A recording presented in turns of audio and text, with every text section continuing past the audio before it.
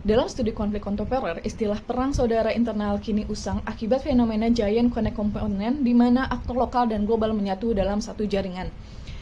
Katalis utamanya adalah ketimpangan horizontal ketika ekologi ekonomi dan politik tumpang tindih dengan identitas etnis. Muncul kolektif grievance yang menjadi bahan bakar mobilisasi kekerasan. Konflik ini diperparah oleh diaspora transnasional sebagai vital infrastruktur melalui dukungan finansial dan informasi. Diaspora seringkali terjebak dalam long distance nationalism yang radikal karena tidak merasakan dampak langsung kekerasan dan mereka cenderung menolak ke kompromi yang berujung pada collapse of negotiation space di tingkat lokal.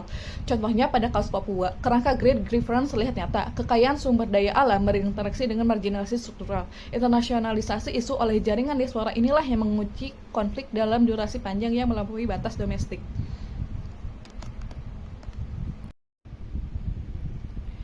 Diskriminasi sistematis dalam suatu arena seperti ekonomi bertindak sebagai katalisator yang mengeraskan identitas etnis.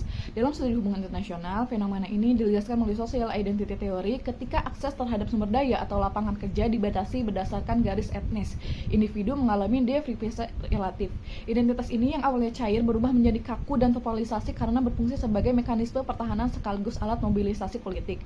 Polarisasi ini menciptakan apa yang disebut dengan dilema keamanan domestik, identitas yang memicu narasi us versus them yang ekstrim sehingga menutup ruang kompromi. Dalam konteks AI, diskriminasi ini tidak lagi menjadi urusan domestik semata. Identitas yang terpolarisasi seringkali mengundang intervensi aktor internal, memicu arus mengungsi transnasional dan menciptakan instabilitas regional. Singkatnya, diskriminasi adalah variabel penentu yang mengubah ketimpangan domestik menjadi ancaman keamanan internasional yang nyata.